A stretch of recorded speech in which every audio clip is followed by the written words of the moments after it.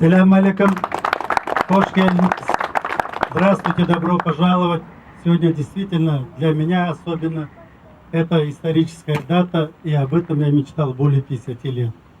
В 1967 году мои родители, царство им небесное, Аллах рахмет эйлесинлер, мы тут более 2 месяцев жили, надеялись, что нас пропишут, и 3 ноября 1967 года нас погрузили повторно в машину, вывезли в Херсонскую область, станция Новоалексеев.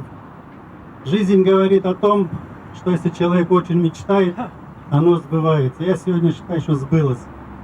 Храм Бірлігі мы сегодня открываем общественную приемную. Это 3-я, 4-я в Бахчисарае.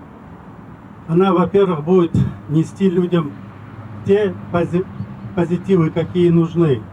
Если мы, крымские татары, хотим жить в созвездии Крыма со всеми национальностями вместе, мы должны участвовать во всех структурах государства и делать то, что нужно нашему народу. Пример последних выборов, которые прошли, всего в Бахчисарае 1 депутат Деждаров Рифат. А если бы все мы пошли на выборы, нас бы было в десятки. Пока мы все вместе с вами не будем участвовать в выборах, мы никогда не добьемся того, что себе желаем. Впереди через 5 месяцев выборы президента Владимира Владимировича Путина. Мы будем делать все, рассказывать, объяснять людям, что мы должны пойти на эти выборы. И в 2019 году выборы во все структуры власти, от сельских советов до Симферополя. И тут мы должны вместе с вами участвовать.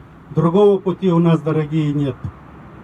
В 1967 году, не знаю, кто написал стихи, такие стихи есть. И вот я на родине, снова в Крыму. Я воздухом родины крымский дышу. К тебе я стремилась всей силой души. Я шла по пустыне, по горной степи. Но верила я, что Крым, к тебе я вернусь. Вот это сегодня такие дела. Экинчите. В приемной будут сидеть юристы, которые вопросы, какие у нас народа есть. Храм Бірлігі открыт для всех. У нас нету, что русские, евреи, армяне, татары, мы все одно созвездие и должны делать одно дело для того, чтобы наши дети и внуки жили в мире и согласии. Будет юрист сопровождать все, какие вопросы есть, бесплатно. Сегодня Аллах Смитаце Бахчисарай — это то место, откуда мы вместе с вами должны объединиться и показать России, что мы солидарны, что мы делаем все для того, чтобы всем жилось хорошо. Сау болыңыз.